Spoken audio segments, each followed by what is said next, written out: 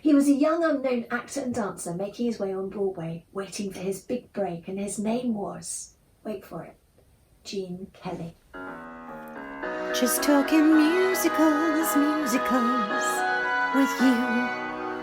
Hello, my name is Lesley Knight, and welcome to Just Talking Musicals. In the last episode, we saw how in 1940 the rather unlikely subject for a musical show about a heel who hung about small clubs talking big was actually coming together. The show in question was called Pal Joey, and when we left off last time, the creative team of composer Richard Rodgers, lyricist Lawrence Hart and book writer John O'Hara had convinced Mr. George Abbott, one of the most influential producer-directors on Broadway, to direct and produce their show. So things were all looking pretty rosy so far, eh? So first things first, how did the book for the show shape up? John O'Hara's New Yorker letters were turned into a sharp adult Broadway musical with Joey Evans, the fast-talking schmoozer working as an MC entertainer at Mike's Night Spot in Chicago.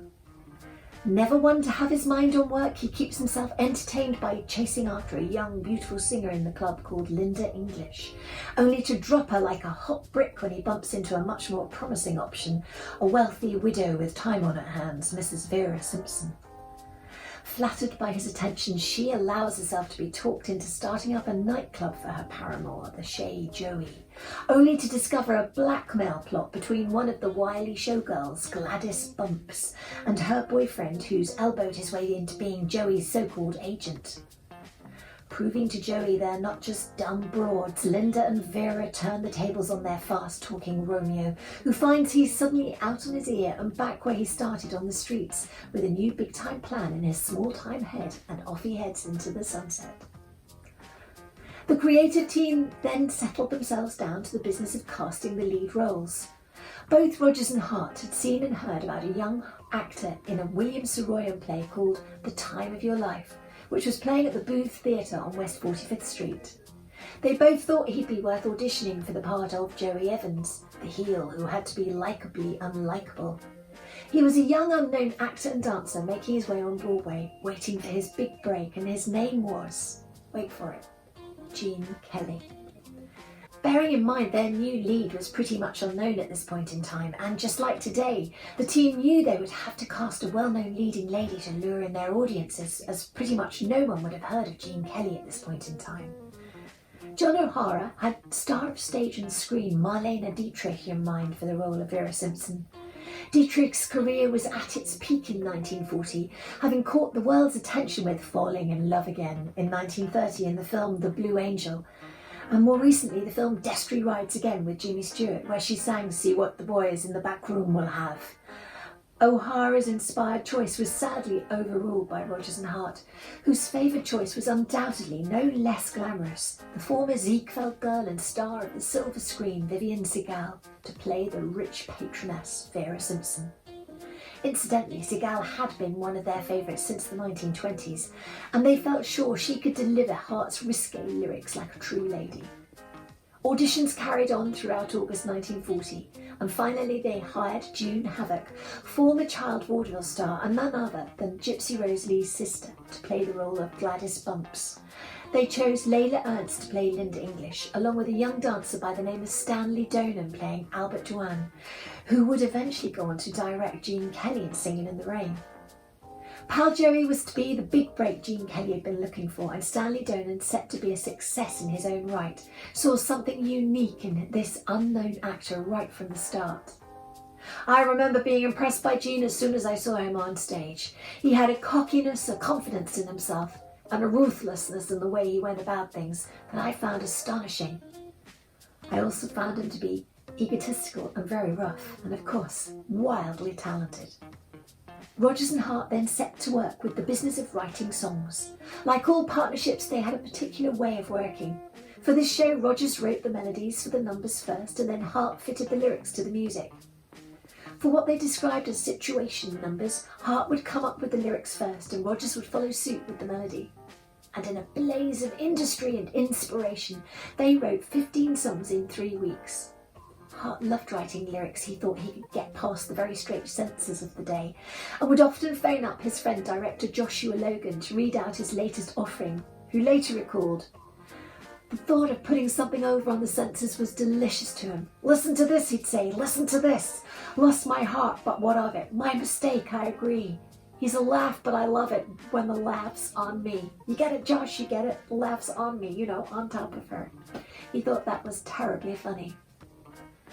Lawrence Hart, known as Larry to his friends, was in his element writing lyrics for Pal Joey. His regular hours were late, he drank in nightclubs and certainly wasn't an early riser. And here was a story where he felt right at home. It wasn't so much that Hart went to clubs because he was like Joey Evans, more that he loved the company of show people, was single and often lonely, and here was a place to unwind in convivial company, where he could offer his friends what he jokingly referred to as a relaxing stimulant, and while the night away drinking and smoking his favourite cigars. And so the songs were delivered one after another in quick succession. I Could Write a Book, Zip, That Terrific Rainbow, Flower Garden of My Heart, Take Him, Den of Iniquity, and the surefire hit, Bewitched, Bothered and Bewildered, sung by Vera, the sophisticated older woman who can't believe she's fallen for such a smooth-talking charmer. In late October, leading Broadway and Hollywood choreographer Robert Alton was brought in, and chorus calls for the required 25 dancers drew as many as 500 hopefuls at a time. Rehearsals for the show started on November the 11th at the Biltmore and Longacre Theatres in Midtown Manhattan, and George Abbott later recalled some uncertainty in the ranks. "We started rehearsals unsure of what the total effect was going to be. After a week, Bob Alton thought the show was hopeless and wanted to quit, but Rogers persuaded him to stick it out." But it wasn't long before Abbott himself was having second thoughts about a show that had a fairly disagreeable character for its hero and hard-hitting dialogue even within the first few minutes, where the manager asks Joey if he's into booze, cocaine, little boys and/or just plain chorus girls. Lest we forget, this was 1940. Audiences were used to escapism for their entertainment and good old boy meets girl happy endings. There was enough hard-edged realism in their own worlds. Why would they go to the theatre for more? This show may have had one of the finest creative teams known to Broadway and Hollywood at the time, but that still didn't make Pal Joey a safe bet. And just to add to their woes, John O'Hara seemed to have effected a disappearing act. No one knew where he was. Later admitting he thought his work was done once the book was delivered. He'd made the decision to stay away from rehearsals so as not to be that perennial Broadway nuisance, the author. Couple that with the fact that he was also suffering from depression and was hiding himself away. It meant that rewriting parts of the libretto that were often needed in rehearsal became an arduous task for the likes of their producer, Mr. Abbott. Richard Rogers remembered, "There were periods during which I didn't hear from him for several weeks and I couldn't get him on the telephone. Finally, in desperation, I sent him a wire. 'Speak to me, John, speak to me.' In the end, Larry Hart went over to O'Hara's apartment, told him he was hurting George Abbott's feelings and he needed to get up and come to the theatre. It seems that was all that was needed, and from that moment on, Larry Hart and John O'Hara were firm friends. Coming up in the next episode, we follow the team through final rehearsals and tryouts to their much anticipated Broadway opening on Christmas night 1940. I'm Lesley Ann Knight. Behind the camera is the wonder that is the show's producer and director, Katie Ridout. No. You can find Just Talking Musicals on Facebook, and we're lurking on Twitter as well under the name of @KnightAndRidout. And don't forget to press subscribe for each new episode alert to bag the best front row seats in town. See you soon. Just talking musicals with you.